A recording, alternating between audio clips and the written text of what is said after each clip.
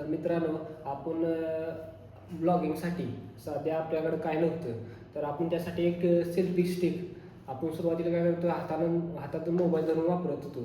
पण त्यानं थोडं जरा वाईस ऑड वाटत होतं. तर त्यासाठी आपण एक सेल्फी स्टिक म्हणजे जास्त महागातली नाही, तर सांगतो तुम्हाला किती प्राईस आहे त्याची पण. आणि एक DJI माईक, अशा 2 वस्तू घेतल्या त्या ज्या आपल्याला थोड्या इम्पॉर्टंट वाटल्या आणि आता त्या गरजेच्या वाटल्या. एक सेल्फी स्टिक आहे, तर ती मी 350 पर्यंत आणलेली आहे. त्याच्यावर फक्त आपलं सेल्फी स्टिक म्हणून लिहिलेलं आहे. आणि हा DJIचा माईक आहे, तर तो मी तुम्हाला खोलून दाखवतो.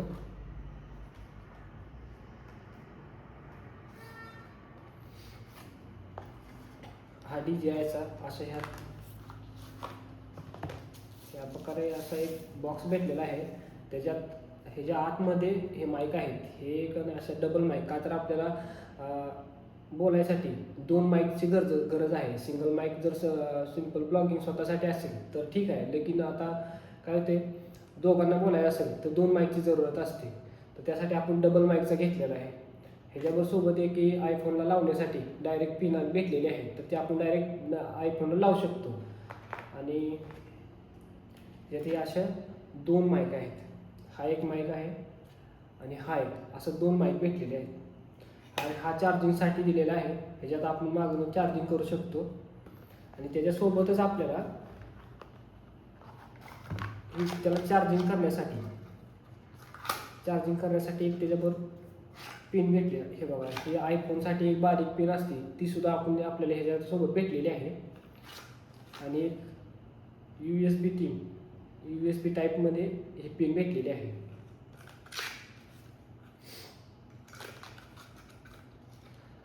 सुरुवातीला आता घेणं गरजेचं होतं म्हणून घेतलं, का तर ज्यावेळेस मोबाईलनं शूट करत होतो, तर त्यावेळेस काय होतं, दुपारच्या वेळेला आवाज खूप येतो वाऱ्याचा. तर त्याच्यात खूप नॉईस येतो वाऱ्यामुळं. तर त्यासाठी आपण घेतला माईक आता. तर आता मला वाटत नाही की आता नॉईस येईल म्हणून.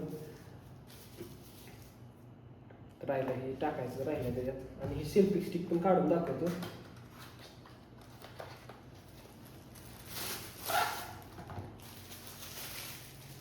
ते अशा प्रकारे एक सेल्फी स्टिक घेतलेली आहे. हे खूपच मोठे आहे. ह्याच्यात एक बटन दिलेलं आहे.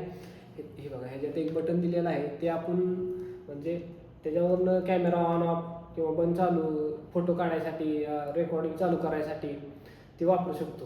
ह्याला ब्लूटूथ कनेक्टर आहे. ह्याला ब्लूटूथ कनेक्ट केले की होते. आणि ही एक अशी सिस्टीम आहे की याच्यात बसणार, ही जी आहे ह्याच्यात बसणार.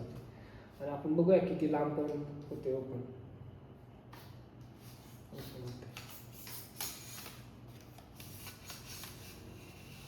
बराच लांब आहे हा. एवढा लांब आहे. आता ही वर दिसणार नाही तुम्हाला.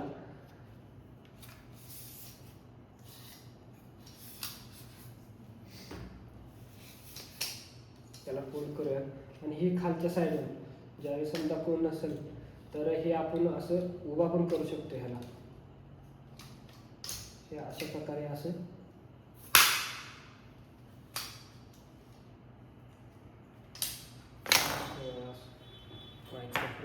हे अशा प्रकारे असं त्याच्यावर उभा पण करू शकतो असं.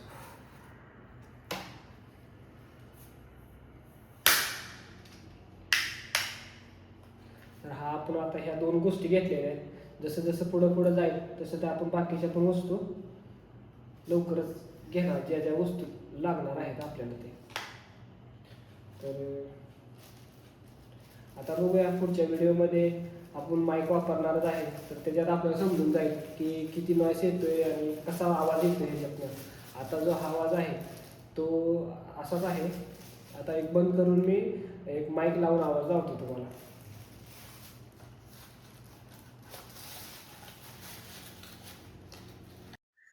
आपण हा आता माईक कनेक्ट केलेला आहे. हा इथे पण आहे, तो माईक कनेक्ट केलेला आहे. तर आता जो शूट होतोय तो या माईकने शूट होतोय. आणि याचा आवाज आणि अगोदर जो होता तो मोबाईलने शूट केला होता, तर त्याचा आवाज आहे. तर आवाजात, या माईकच्या आवाजात आणि त्याच्या आवाजात किती डिफरन्स आहे तो तुम्हाला पूर्ण आता समजला असेल की माईकची क्वालिटी काय आहे आणि आवाज कसा येतोय, ह्याच्यात नॉईस कॅन्सलेशन आहे का नाही. तर आता बघायला राहिलं तर आपण जो हा DJIचा माईक घेतलेला आहे त्याच्यावर नाव लिहिलेलं आहे बघा DJI. तर हा माईक आपण आपल्याला सुरुवातीला सांगताना हे 1500 रुपयाला सांगितलं होता, पण आपण थोडी बार्गेनिंग करून 1400 रुपयेपर्यंत घेतलेला आहे. तो पण कमी करत नव्हता, तरी पण आपण बोलून जरा स्टिक पण घेतली. स्टिक पण आपल्याला हे 350 रुपयाला बसले. तर स्टिक आणि हे दोन्ही मिळून असं आपण 1750 रुपये दिले त्याला. आणि हे आपली पहिली इन्व्हेस्टमेंट आहे आपल्या ब्लॉगिंगसाठी. तर कमेंटमध्ये सांगा व्हिडिओ कसा वाटला. जर तुम्हाला पण आवाज चांगला वाटत असेल तर तुम्ही पण हा खरेदी करू शकता DJIचा माईक. मी पण आता चालवून बघितला होता, तर त्यानं तर मला वाटत होतं की सध्यासाठी म्हणजे चांगला आहे, म्हणजे कमी कॉस्टमध्ये हा चांगलाच माईक आहे.